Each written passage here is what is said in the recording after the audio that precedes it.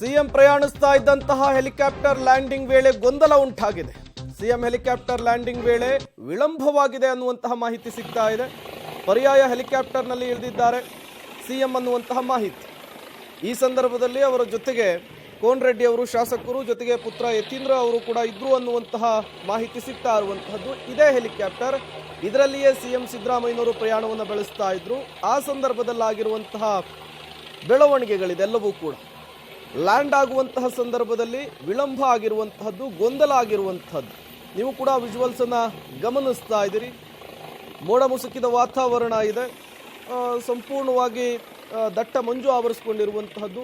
ಹವಾಮಾನ ವೈಪರೀತ್ಯದಿಂದ ಏನಾದರೂ ಈ ರೀತಿ ಆಯ್ತಾ ಅಥವಾ ಟೆಕ್ನಿಕಲ್ ರೀಸನ್ಸ್ ಏನಾದರೂ ಇದೆಯಾ ಅನ್ನೋದು ಈಗಿರುವಂತಹ ಪ್ರಶ್ನೆ. ಸಿಎಂ ಹೆಲಿಕಾಪ್ಟರ್ ಲ್ಯಾಂಡಿಂಗ್ ವೇಳೆ ವಿಳಂಬವಾಗಿರುವಂತಹದ್ದು, ಸ್ವಲ್ಪ ಗೊಂದಲದ ವಾತಾವರಣ ಕೂಡ ನಿರ್ಮಾಣವಾಗಿತ್ತು.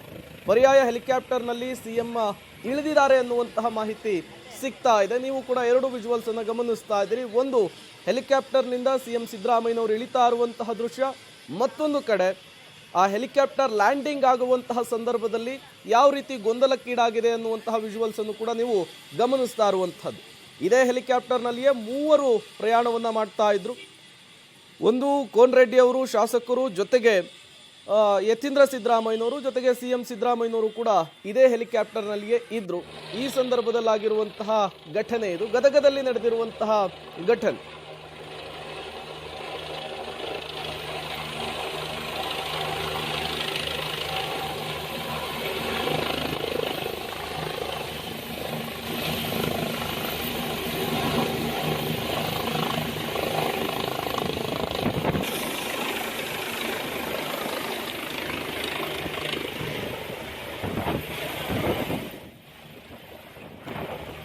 ಹೆಲಿಕಾಪ್ಟರನ್ನು ಎಲ್ಲಿ ಬೇಕಲ್ಲಿ ಲ್ಯಾಂಡ್ ಮಾಡಲಿಕ್ಕೆ ಅವಕಾಶ ಇರೋದಿಲ್ಲ.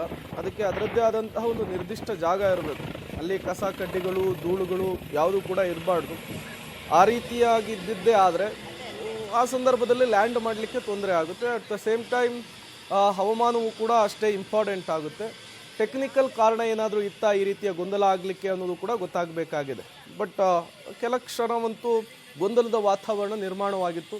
ಸಿಎಂ ಸಿದ್ದರಾಮಯ್ಯನವರು ಸಂಚಾರ ಮಾಡ್ತಾ ಇದ್ದಂತಹ ಹೆಲಿಕಾಪ್ಟರ್ನಲ್ಲಿ ಇತ್ತೀಚಿನ ದಿನಗಳಲ್ಲಿ ಈ ರೀತಿಯ ಪ್ರಕರಣಗಳು ಹೆಚ್ಚಾಗಿ ವರದಿ ಆಗ್ತಾ ಇರುವಂಥದ್ದು.